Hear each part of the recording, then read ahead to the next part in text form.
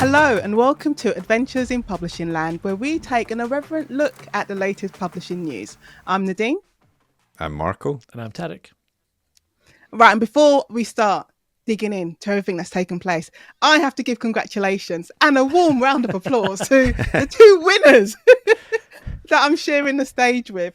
Tarek, winner of the McIlvanney Prize, and Marco, you won Pitch Perfect at Bloody Scotland. So how do you feel? Yeah, buzzing. Well, obviously my award's the big one, and Tarek's is just a minor thing. No, it's kind of nuts that we were saying earlier of the three prizes at the festival, two of them were scooped by the STET boys. Yes, page one boys. Yeah, I was very proud. I got emotional.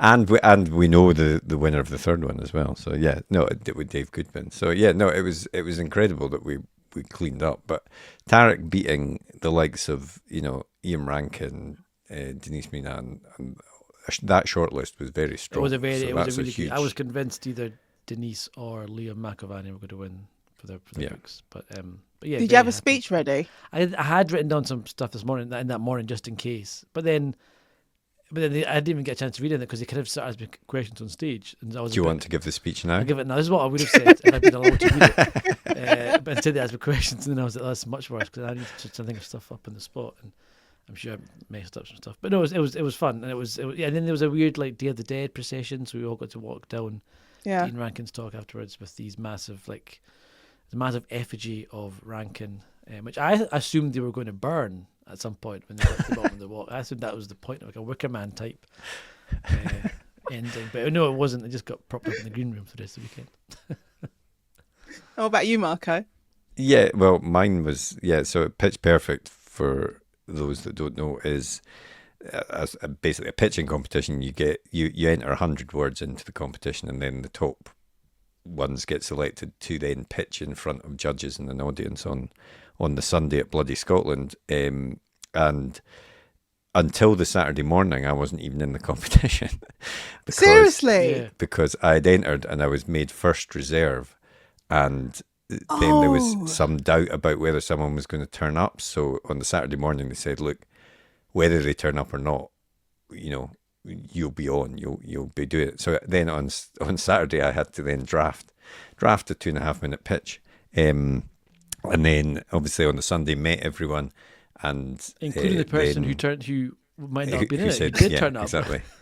And then I went on last and then ended up winning it, bizarrely, which I'm sure they all hate me now. It was to be fair, it was by far the strongest pitch. The person I was sitting next to after you were finished turned to me and said, I think he's won it with that one. And I thought it was the best pitch. I think you could tell when the questions from the panel, I thought they were almost like a kind of no notes type panel. They were just, there was no questions, no comment. It was very much just like, yep, that was good. And I think that's a good sign. Yeah, before we go on to the news, but how nervous were you? Or were there nerves? Because I always say, because we're free lawyers, and people always assume because you're lawyers, you do public speaking, that, doing something like pitch a panel or doing elevator pitches, it's fine. But it's completely different. Yeah. It is different, but honestly, I wasn't that nervous because of that very thing. And I think also because I was dropped into it at the last minute, so I hadn't had the time to worry about it and let it build up. Did you know deep inside, though, did you feel like that your pitch was really? Did you feel it was a strong pitch? Like, did you feel confident with it? Did you think I felt it was a good pitch, and also it was. I sort of took the view of like, look, this is a free hit because I didn't expect to be doing this, so I'll just stand up there, do my best, and see what happens. And I won it, which was incredible. So agents, editors, you can read my pitch on my website. Check it out and then get in touch if you want. Absolutely. If you're interested. Absolutely. It's fantastic. Yeah. Well, congratulations to you both. I'm very proud. Thank I was there. Going liking all the posts on social media. Like, very proud of my boys. Well done. Yeah, we prepared for it by singing certainly for Pitch Perfect by singing karaoke till 1 a.m. the night. Yeah, I saw that. Yeah, I think that I think the kind of croaky, sleep deprived voice adds to the dark, grubby nature of the story you were like. So it fit perfectly. Exactly. I have no news. I had a cover reveal, but that was it. I have no news apart from them. It is very Thank cool. you. Very cool. Yes. I thought it was a very cool cover. You can see it on all my social media pages. Anyway, let's get on with the news.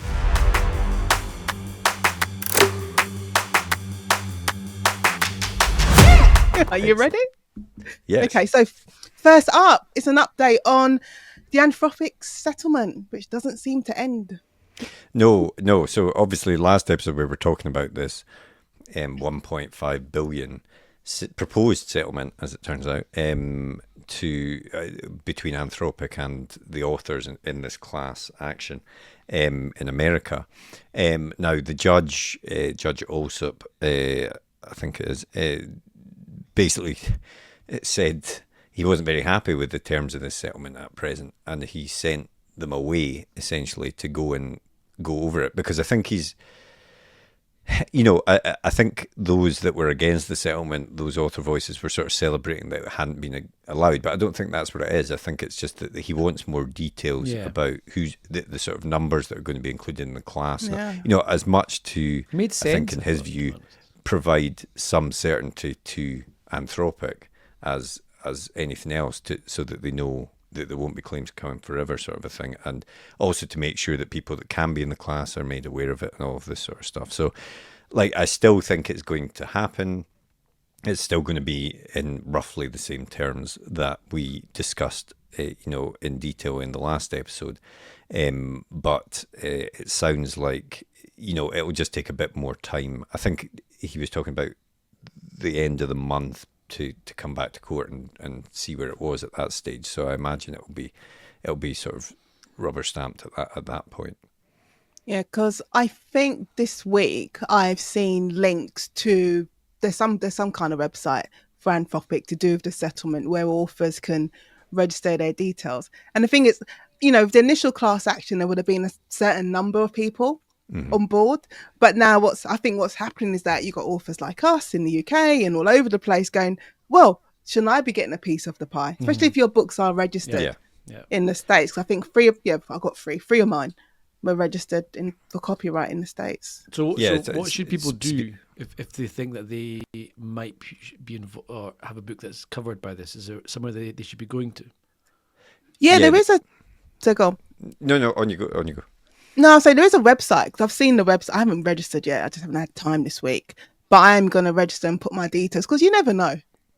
Yeah, exactly. It's worth doing. No, we'll try and drop those links in the podcast description if we can find them, so that people can do that easily. But I was just going to say as well on that point about, because we discussed last episode, to be part of this class, the class has been defined as books that are registered with the US Copyright Office. Now, as it turned out, a lot of authors have found out that their books haven't been properly registered with the US Copyright Office, in some cases despite publishers saying that they would do that. And some publishers have come out and said, oops, our bad, and we will try and do that. Macmillan has said that it's been communicating with authors and agents about this and will make authors whole, to quote, if they've been excluded from the settlement due to a failure to register. So, that is positive, I guess, from the point of view of the publishers doing a sort of mea culpa. But that's only one publisher. There's many more, and it's not clear if everyone's going to do that. I was thinking about, but when does it stop? I think probably what the judges probably has to consider is there has to be, I would have thought there has to be some kind of limit on it. It just can't be forever.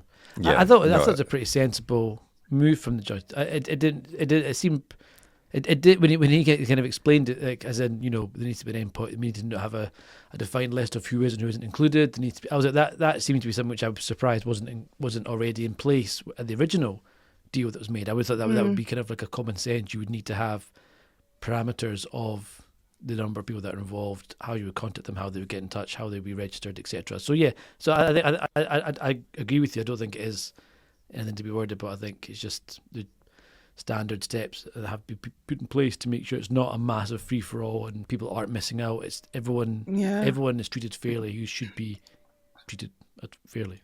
That makes sense. Yeah. If it was you, would you want to settle, like both of you? Would you want to go?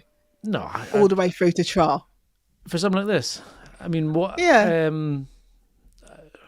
I'd probably just take the money. Knowing as a lawyer and knowing how long these things take, if you actually push it to the end of the line, and the things that can go wrong in court, and you end up being on the hook for expenses if something doesn't work out your way. Also, certainly, in my case, even more so. But you've $3,000 per work wouldn't be a bad amount to some authors. I totally get where some authors are coming from, though, that they are just against this idea at all. Yeah. And I understand that. But as we were saying in the last episode, this is more a pragmatic. You have to decide, do you want to take a pragmatic solution out of this, or do you just want to take the principled stance of, I don't want anything to do with this, I don't want them using my books, and and that's fine. But in the case of a civil law action, you can't really do anything with that. You either accept that you want to get damages, or you don't. The other question, which I quite like in this one is so the judge has ordered that the copies of the books that they have should be destroyed. But obviously at this point, presumably you've already run it through Claude, you've trained up your AI from them. So whether you then wipe them is irrelevant at this point, I would have thought. So it's almost like a punishment part of it now. Like the amount of money that they'd be fined is almost like a slap in the wrist type thing, and saying that you shouldn't have done that was wrong. But how that is calculated, do you look at it as in what should an author be fairly paid per book, or do you look at it as what will having used these books to train the AI, what will that bring Anthropic in terms of income, etc., over the next 5-10 years, whatever? I don't know how you. That's where authors have, those that are against it say that in the grand scheme of things, 1.5 billion isn't enough. Yes, frankly, because it'll generate they'll generate far more money from it. But like I say, it's a civil. I totally understand those that are against it and who say it's not enough and all of that sort of stuff. But you have to, sort of, I guess, taking a legal viewpoint of it all. This is a case in court. It's going to have to come to a decision. It's going to have to come to a conclusion. And you can't, it's just not possible for it to go on forever or keep increasing the money and keep increasing the money. It's just not going to happen realistically. Now, you can go into arguments about, is AI inevitable and all of that sort of stuff. And we've expressed our views on that before. Others have different views. But, you need a resolution to this. The court needs a resolution to this. And at least, I think in many ways, the outcome here isn't a bad one. Your authors are getting money. They're made to destroy these old books. Maybe it's still not a worth lot of a money, lot, as which you is say. being fined against companies. It's all of these things are positive, and hopefully it also has a sort of chilling effect on people that think they might try and do it in the future, which I guess is part of the purpose as well. Because I think the reality is, if you're an author and you're just, your books are barely selling, and I mean barely. If someone's offering you $3,000 a book. Return.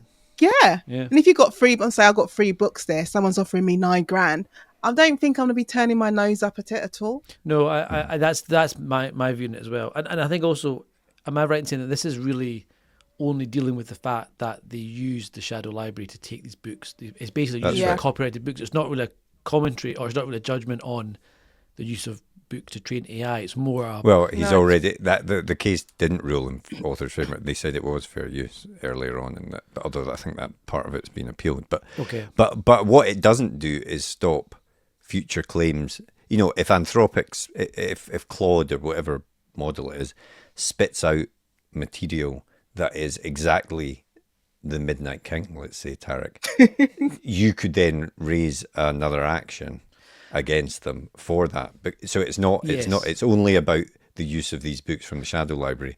There are still future claims that could arise from whatever it produces. And realistically, which I have to say, so that's an interesting point, because presumably if it's trained the AI on those books already, how do you uncouple that? Because it probably will spit out stuff that is similar if it's based on. Well, you can't really. The way these things are trained, it's not like you can just say, I'll take that one out and that one out. It doesn't really work like that. And also, it's not a database in that sense. I would imagine that pretty much every other AI company has also used the shadow library to train their stuff. So are we going to see other Meta claims? did, didn't they? Well, Meta did, exactly. So are we going to see exact I same think lawsuits we are going to see different claims, aren't we, Nadine? You were going to cover something so I think this is what this whole Anthropic settlement is leading to, is that I reckon you're going to be seeing more, I say, collective actions in whatever country it is. So whether it's in the UK, so I say England and Wales, Scotland. So what we call it, group litigation orders. So that's our Yeah. version of class actions. So you're going to see more of those. It's going to be people, authors working together to get some kind of justice from these companies who are using their books to train their AI. So the latest article I saw was 2 authors are suing Apple for copyright infringement because they're over unauthorized training of AI models using their published books. So that's just a recent one, and that's against Apple. So I don't know who else would there be. So we've already had Meta, even though Meta had a bit of a, we've done nothing wrong. We haven't stolen anyone's book, but I think you will see more group action because there's more strength in the collective than there is me alone trying to pursue an action against Apple or Meta. And like, you've now got the big companies going against these, I think especially for the sort of art stuff, Midjourney and stuff like that. There's going to be lots of these. And I think my view is that the lawyers advising Anthropic probably said, look, settle this. Ultimately it's going to work out better for you. And I think that might be the advice starting to be given to everyone else. And there'll be vast amounts of money being given out, but the thing is that these companies are raising ridiculous amounts of money at the moment, so they maybe just view it as a cost of the development of these things ultimately, which I think when you got companies like Warner Brothers taking action and saying this is copyright infringement, you're breaching X, Y, and Z. I think companies like Apple and Meta and whoever else is out there, these AI companies, they're going to be actually saying no, because they're not going to run a fight against a machine that's big or even bigger than them. I've always thought is when you get these big, massive movie companies coming in and with tons of money and very happy to litigate against AI companies, without a shadow of a doubt. So I think when you got Warner and Universal and Sony coming in, that's when you got the potential for them to lose tons of money if they're not careful. So I think it will be interesting. One day we will have an episode where we don't discuss it. It's going to happen. I can feel it in my bones. But until then, until that moment happens, let's talk about this juggernaut of a crime writer, both physically and with his books, Richard Osman. So last week, Richard Osman gave an interview to the Times newspaper. What was the Times magazine in the UK? And it's a general, interview about his Thursday Murder Club books and how it's been optioned by Steven Spielberg. But in the interview, he said that he doesn't like the term cozy crime, which is often used to describe his killings and cake baking books. He wants to... I'm trying to do this very seriously. What a combo. He says, I want to talk about death and assisted dying, dementia and grief and loneliness. And it just feels like cozy crime is a reductive term, he said. But he does add on, but I absolutely get it. Now, my thing was that, and the thing is, it kind of followed on of something I'd seen on social media a few weeks before, where another author had reviewed someone's book and they described it as the thinking person's thriller. And I would admit, I got a bit offended about that, calling it a thinking person's thriller.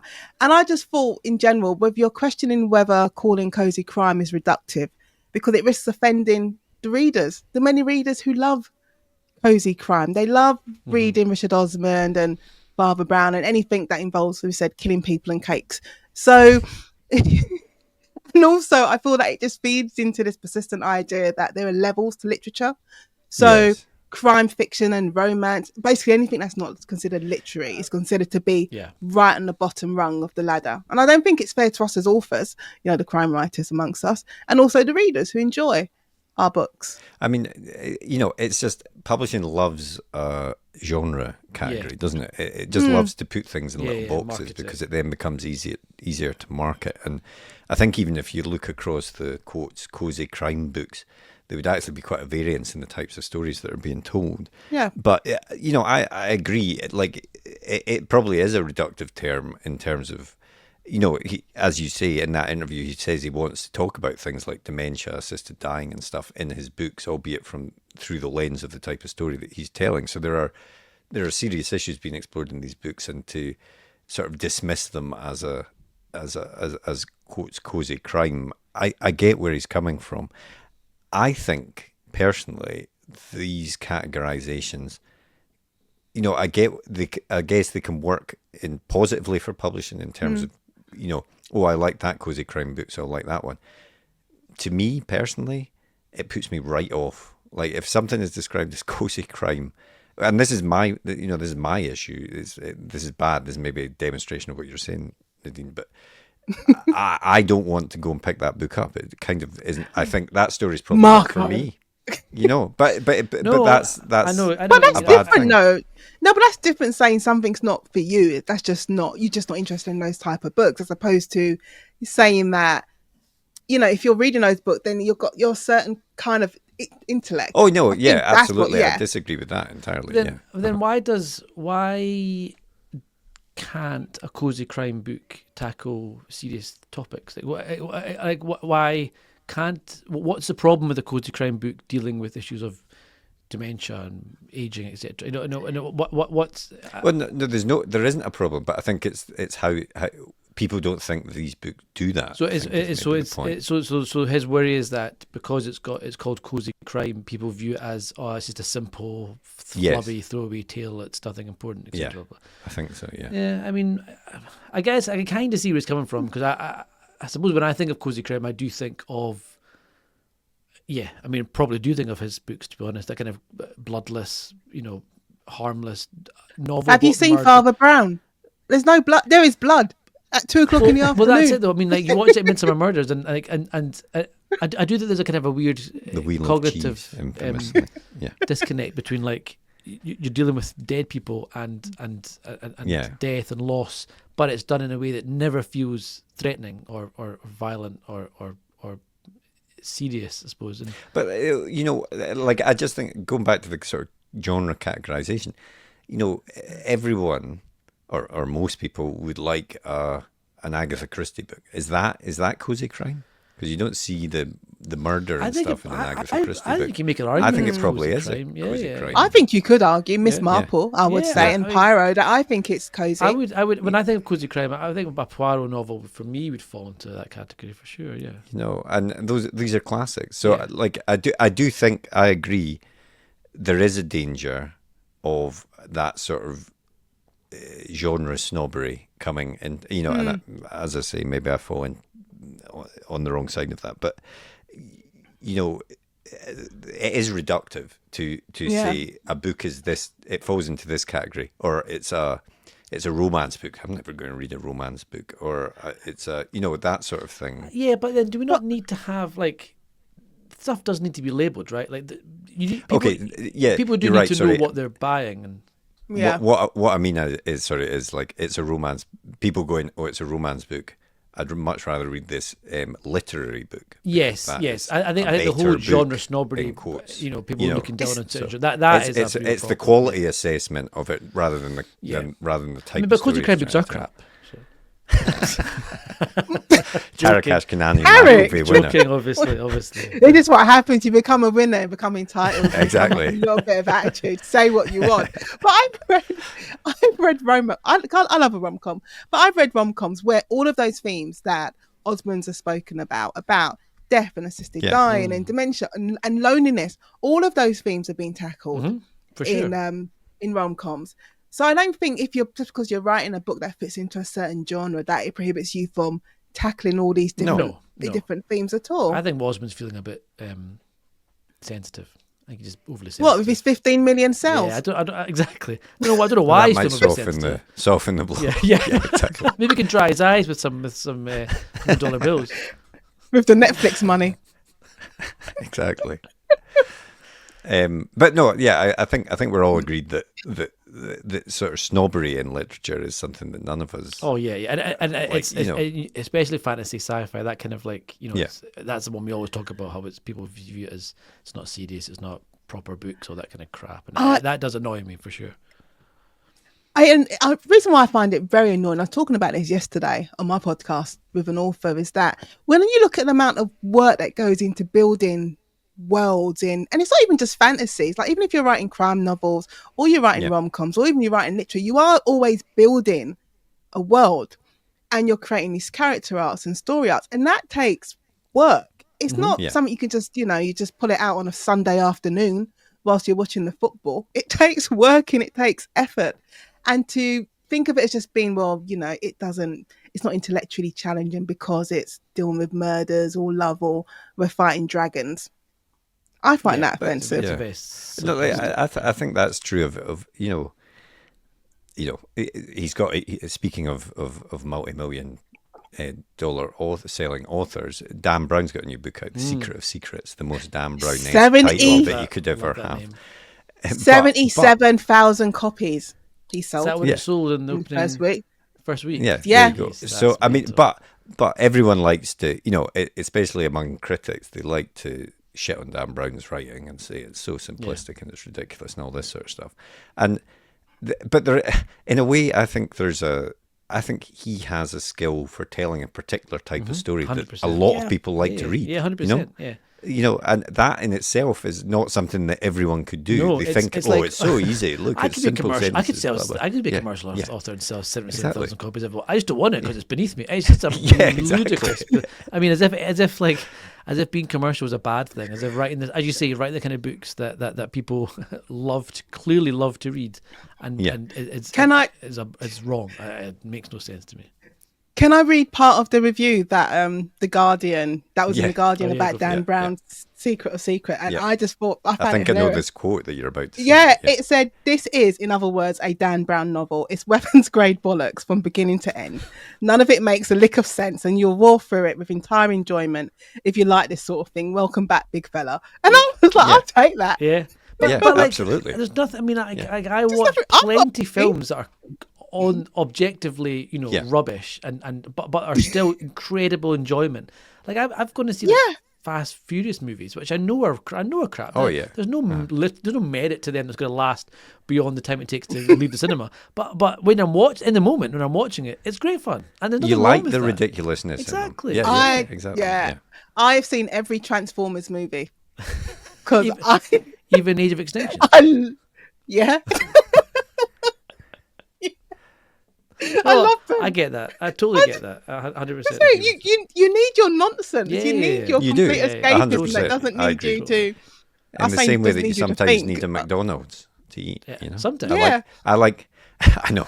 I like a Michelin star restaurant, and I also like McDonald's. Yeah, there's These room for things both. are not There's room for incompatible. both at 100%. Yeah, It's exactly. not mutually exclusive. So let's, There is room for chicken selects and sweet curry sauce. There's always room. There you go. I could go for there's room for KFC as well. There's room for KFC. No, Always. you've gone too far. Fucking. Tarek, what were you going to? So my Discuss. my news topic this week is I wanted to chat about the ending rights itself, which was background first of all. The ending rights itself was announced by HarperCollins a while back now, but they said coming out in April 2026, and it was described as the biggest book of 2026, which is quite the claim, obviously. It's about 6 authors on a private island, and they've got 72 hours to write the ending of a book. The winner gets $1 million, presumably, and then people start to die, and it's a locked room mystery type story. So you could have, your classic Agatha Christie type, Very glass onion. oniony, knives out type, story. Fine. But the big kind of news that I thought was quite interesting about it was, hang on, my window just massively changed size by accident. Okay. It was that it was written by someone called Evelyn Clark, and Evelyn Clark is not a real person; it's a fake name, and this was obviously part of the marketing, I guess, stunt, the gimmick behind the reveal. Was HarperCollins were very upfront and said Evelyn Clark's not real. Evelyn Clark is actually 2 authors, but we're not going to tell you who it is. And they had this whole. I was reading about the whole build up to it. So they picked 15 influencers, who had a combined total of 1.1 million followers. Each would receive one advance copy. So they would get this, which I actually thought 1.1 million followers for 15 people. Not that much. Yeah, no. Like, I would have thought you. I thought you could could have picked bigger. Anyway, and then so they had these 15 copies out there only, and then they announced how fans could get hold of it, and they said we're going to put up a net galley, which is for those that don't know, is a kind of website where people upload copies of books, proofs, ebooks for early proofs, and readers can apply to get a copy of it in exchange for like an honest review. So they're going to put it up in there for 72 hours only, and every day only 72 people would get access to it. That's the whole 72 hours story of the plot in the book. So that was a whole big kind of thing. And I kind of wondered. Oh, and I should say that they've now announced, the Bloody Scotland weekend, they announced who the authors were, and it was V.E. Schwab and Kat Clark.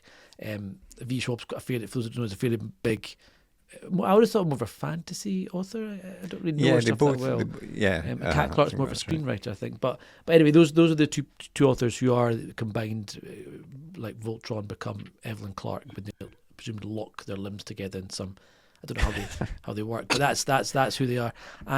And I wondered, what's everyone's thoughts on stuff like this, like these big publicity stunts, these reviews limiting access to readers. How much of this do you think gets through to the average person? Because I'd guess very little. By the time April 2026 comes around, you mean gets as a man on the street? Yeah, exactly. Yeah. I can't imagine very much of this will break through to the average reader at all, especially by April 2026, where, if it's going to be a success, which obviously they put a lot of money behind this, and if it's going to be a success to the level they want, it's going to have to sell far more to those that read the bookseller, Strange that they've decided to reveal who it is now as well. Why do I was going to say, why do it so early? Yeah. Well, that was because I'll forget by Christmas. Well, that was my other thing, right? Why even go for the pen name? Like, why go for Evelyn Clark? You've gone with the fake name. You build up to the reveal. Would you not be better to appeal to like V. Schwab's fans by putting her name on the cover rather than having to continually remind people all the way up?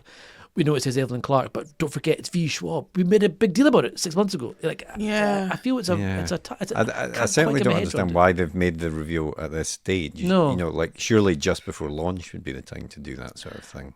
And I feel if you're going to do something like that, it's like, no offense to the two authors, but it needs to be two people who are known, who it does reach out to. They call it the man on the Clapham omnibus. Yes. It needs to reach out to them. Yeah. And if it doesn't, if they're just raising their eyebrow and going, who? And then walking away, I don't see the point, because those names will mean something to people in screenwriting and, writing generally in publishing. But outside of that bubble, it probably doesn't mean anything to anybody. So I don't see the point. And it reminds me of the film, was it Argyle with Henry Cavill? And they had this fictional author. Yeah. But no, I agree with you, Tarek, that I'm not sure how much of this sort of stuff, regardless of who the two authors were, breaks through to, how much does the public care? Not massively, I don't think. I'll even admit, we do this podcast, we do page one and stuff. I hadn't heard anything about this until Bloody Scotland. I was the exact same. It totally passed me by completely. Yeah. So I knew about it because, disclosure, because it's the same my publishers. So I was aware of it. And at Harrogate, they had a whole. They were giving away a golden proof. Right. Okay. Of the book. So for the audience members, everyone who's attending Harrogate, to win. So there was, and but basically people like a freebie. So of course people are lining up to try and win. But it's like all these things. It's like there was Capital Crime. Remember, there was a room just outside the green room, a VR type for a VR type experience. For I can't even remember what the book was, which shows you. But it's something. It was some sort of political book or something, I think. But Good job. Well, that's what I mean. Yeah. They're obviously spending a lot of money on these things, and ultimately, does it make a difference? No, they probably better just spending it on adverts. Well, that's it. And I remember, the other one that I always think about is Anna O, that book that had so much money put behind it. The marketing was everywhere. I remember for 6 months it was on all the billboards, it was on every book festival, it was plastered on lanyards, etc. And it didn't. I don't think it sold anywhere near what they were hoping. And I remember it didn't even break into the top 10. I know what you're talking about. It didn't break into the top 10. And I remember thinking, I would have thought if a product had that much money spent to it, purely just getting in front of people, it almost couldn't fail. But obviously there is something indelible about that has to be present. It's not just the money. It's not just the getting in front of people's eyeballs. Something else has to be in place for it to connect, and I don't know what that is, but you can't just artificially crazy. I think if people knew what it was, then that's it. Everything would be successful. I mean, it's a lesson in marketing, and I suppose we'll see if it all works when the book comes out next year. Yeah, I'm very intrigued to see the James Patterson, Michael Crichton book. or I can't remember what Yeah. it was about, volcano was it or something. Like It was red. I know the it was cover was red, red. yeah. Like, you know, it's almost like saying we've got a book by these two big authors, but we're gonna do a third fake name. See, but that would have made sense if But you why said would it that make Evelyn sense? Clark. Though? No, but I mean, because those are Oh, to do a big names that are reveal and known. it's like, and it's James Yeah, Patterson. Like, oh if yeah, it was, fine, as a big. if it was Now I James get that. Yeah, Patterson, fine. yeah, if it was But Dan then, Brown and would you have whoever. kept Evelyn Clark's name on the cover, and all the marketing, or would you have had James Patterson, Meg Crichton? You know what it's like? It's a bit like what they did with Thunderbolts, the Right. Marvel movie. I was just They going to say called that. it I don't want to Thunderbolts, spoil it for Thunderbolts, anyone, Thunderbolts, and then 2 days after it was released, or even the day after it was released, they were like ripping the bottom off and saying it's actually the new Avengers. Like spoiling the story in the film, And one, I didn't but see the point of that. and B, why yeah, exactly, why go through the whole naming process like that? But It made the no only sense, way, the really. only way that made sense to me was that after it being on the cinema for a bit, was that from now on it seems like it would just be known as Thunderbolts, the New Avengers. Like I think they have What do you call it now? No, I call it Thunderbolts. But I think if they're going to make a big thing like, oh, we're actually the New Avengers, and they never, like, that title has to now be attached to that film forever now. Like, it has to be known. It has to always have that on the cover. It's like if you're going to have Evelyn Clark on the cover and then say, but it's actually this. What it actually is, I think, has to be there. Otherwise, the Evelyn Clark So thing you is think not the nonsense. cover will say Evelyn Clark v. I do Robin wonder Cat if it Clark? will. But then because- what's the But point? then what's though? the, no, that goes back to what is the point of having the fake name in the first place? Why not just have your two big names, like what is the point in hiding the big name authors? It's like No, but it's like no. I suppose it makes more sense in the case of J.K. Rowling and Robert Galbraith, because she initially Didn't Yeah, want but she to- was wanted it forced to be. do. I mean, that she was wanted it to be hidden, and then everyone Yeah. found out that it was her. Yeah. So But nobody was buying it. I suppose that makes a bit more sense. But yeah, I don't know. It's a strange marketing. I suppose they just have to keep trying different things to see. Yeah, I guess. see I what guess. works Yeah, with and these I mean, yeah, everyone's talking. I understand and we're it talking about it yeah, now. no, So it's you know. worked. Yeah. Yeah, that's what I'm saying. I understand it in marketing in terms of let's create a buzz, and it will create a buzz. But then the reveal just kind of just simpers out. It doesn't build up to anything. It doesn't build up to anything. It's like opening up a bottle of Coke and it's flat. It's like, okay, there's all this promise, and now there's no bubbles. Yeah, I like that. And then you peel off the Coke and it just says that's just water. It's not even Coke. Roller Sainsbury's Cola. That was our Sainsbury's one. That was our cheap Sainsbury's version. Coke, yeah. So disappointed. Anyway, Extremely.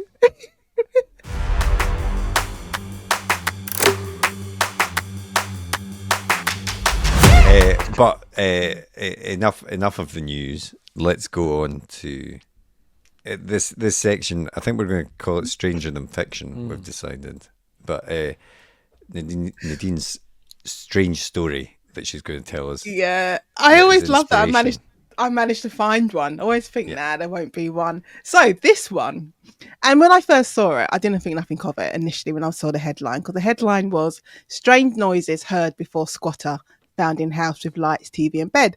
So on the surface, that could Sorry, be wait. anything. It's just strange noises heard in. strange noises heard before squatter found in house with lights, TV, and bed.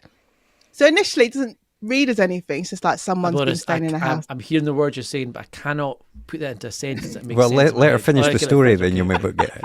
Okay. I'm going to say it again for Tarek's benefit. Strange noises heard before squatter found in house with lights, TV, and bed. So Okay. it turns out there's this house in Portland, Oregon, and I think the neighbours and stuff are saying they can hear strange noises in this house.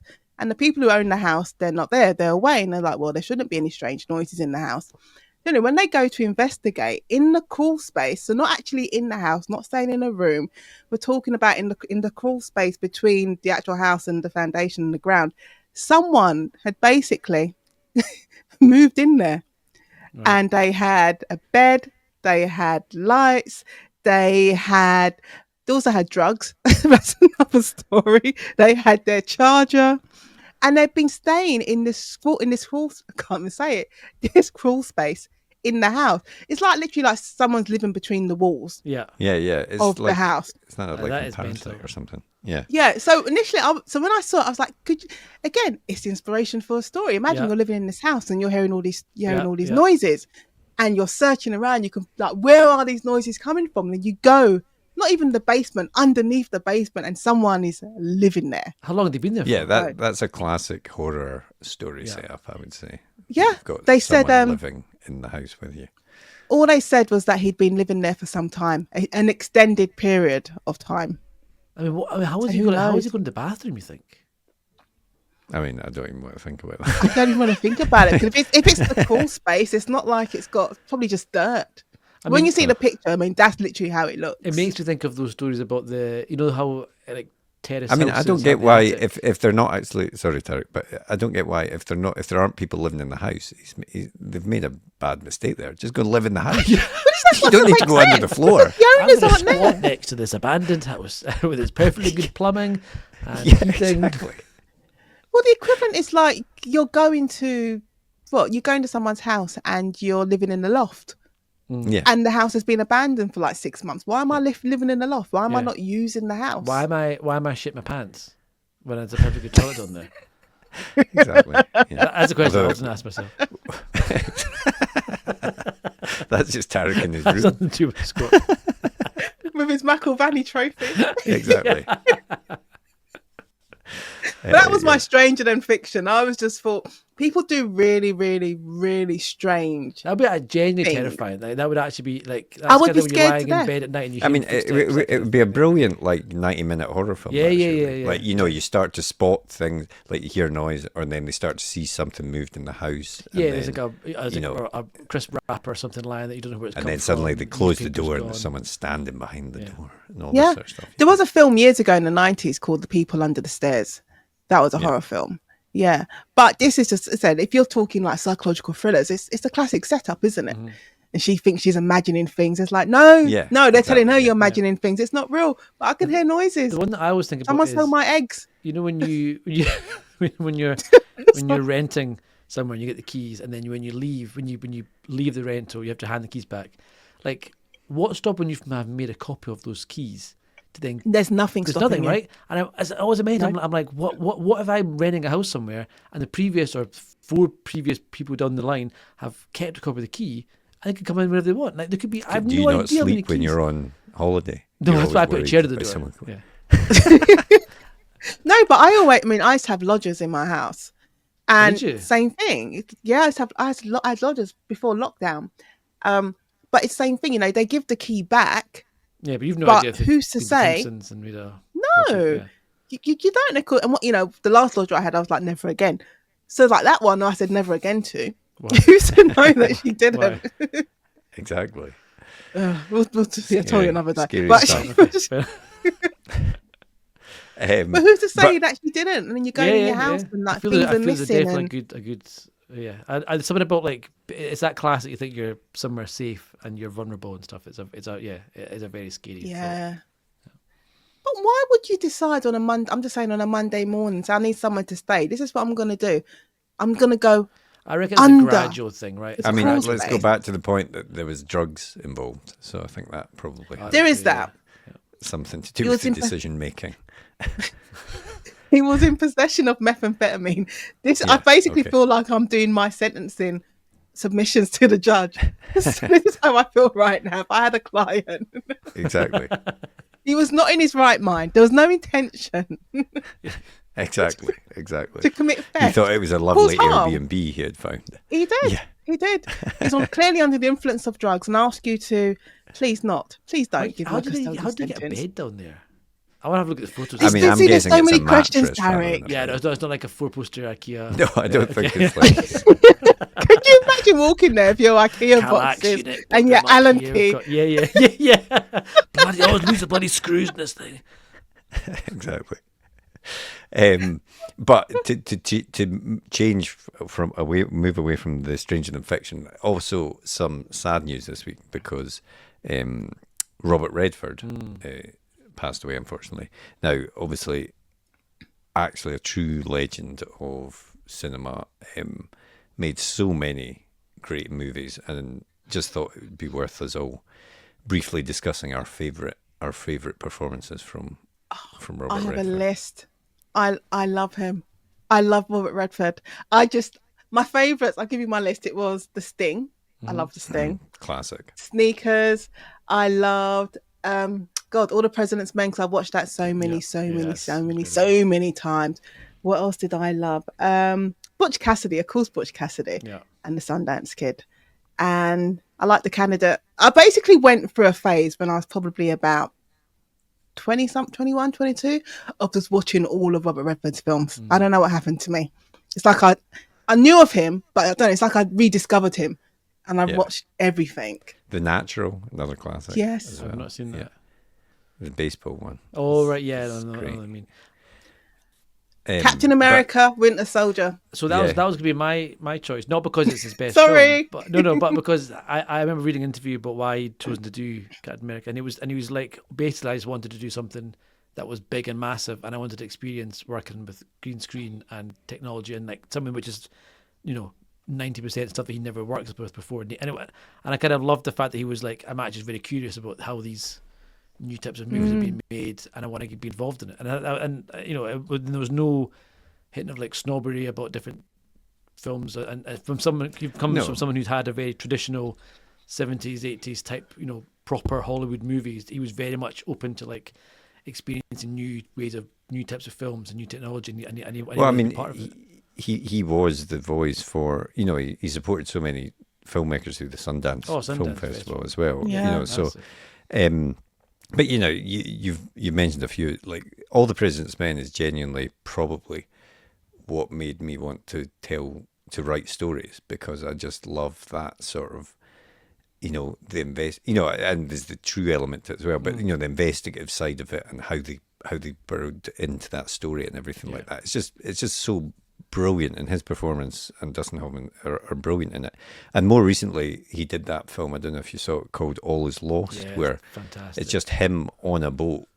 And yes, I think he says nothing. Yeah. I think he says like one it's one word in the whole or film. Yeah, exactly. Yeah. But it's so brilliant. The performance is just so brilliant. So yeah, he was legend is thrown about very easily, but he really was a legend of film. And also he is the man in that nodding gif that everyone thinks is Jeremiah. Thought it was Zach Galifianakis. Yeah, because it doesn't look like Robert Redford. Yeah. It looks like Yeah, Zach yeah, Galifianakis. It's when he turns his head and he does the He'll all is live well. on. I feel he'll And live you're on like- for a long time in that gif in many people's hearts and phones. Yeah, exactly. You know what I loved about him though? He never, it sounds like an odd thing to say, like he never overacted, if that makes sense. Like he was always 100% convincing in everything he did, but he never felt like he was putting it on or forcing it. All just felt, well, the reason why it's probably in a film called The Natural. It just felt completely natural, and you believed him in everything. Even what was it, 3 Days of the Condor? I love that one. That's a great film. Yeah, that's a great one as well. Like I read something actually about someone saying, his acting technique, which was that he would often like sort of drift off a sentence at the end where you knew what he was going to say as the audience, like you knew what the next word was going to be, and then sort of move to the next sentence. And doing that sort of thing is very naturalistic in a way of it made it seem very naturalistic while it was all still scripted. It wasn't improv or anything like that, but it was his way of trying to make it feel real, which was he was brilliant. So yeah, I think a lot Robert of- Redford Marathon could be Yeah, I'm gonna have fun. Even chatting about these films, I'm kind of itching to watch a bunch of them again now, to be honest. Yeah. But also, can I just say, like when they announced he was going to be in Captain America: Winter Soldier, and it was like Robert Redford's going to be in a Marvel movie. Yeah, it was And exciting. then you saw him in it. Yeah, it was exciting. And when you saw him in the movie and he killed the poor housekeeper, even now I'm like, you killed Renata. Yeah. Robert Redford, you're not supposed to. Renata, we really wished you hadn't Renata- come back in here. No, It was good to see him play And a he does part it that wasn't a hero kind of character. It was a kind of bit of a villain. It was definitely the villain. He just turned around. Sorry if it's a spoiler and you've never seen it, but it's a bit late for that. But he just turned around and just shot her. Perfect. Great movie. No, it was. He was a great actor. So yeah, I'm genuinely probably got to watch some movies this weekend with them. Yeah. Did you cry? Because I know. I know one of my other things that I thought we could talk about was media that makes you cry, but that we can do that in the future. Yeah. Like, have I cried we'll at do a that in Robert the Redford future. film? I'm just trying to think. Possibly The Natural, but I can't remember. No, I did get No. emotional when I saw it in the kitchen. I literally came on my phone. I was like, no! It felt like a member of the family, like a friend. Like Yeah. your uncle's mate. Mhm. That's what it felt like. He did just genuinely seem like a decent guy apart from anything else as well, which is fairly He rare did. in Hollywood, I think. Yeah, especially from back in the 70s. Yeah. But if you've enjoyed today's episode, please do, all those usual things like rate, review, subscribe, leave a comment down below if you're watching on Yep. YouTube. Subscribe. Tell your to friends. Tell your friends, very much so. Tell your friends. Subscribe to the podcast feed as well. Give us a rating on there as well, because it is still a new show, so it's still difficult to get spotted by the algorithms. So all the help you can give us if you enjoy it would be very, very welcome. And you can, of course, catch us on our separate shows, the other shows in the STET Podcast Network. There's Page One. We're on a slight break between seasons at the moment, but there's still stuff being released. And of course, Nadine, you've got a whole new I've got series of The Conversation. I do. The Conversation. We are out there. We have new episodes, and also Coffee Break, which is fun. Yes. So lots of join us. stuff to listen to. Yeah. Lots of great guests. So please do that, and we'll be back in a couple of weeks with more chat about the news. We will. So See you until later. then, bye.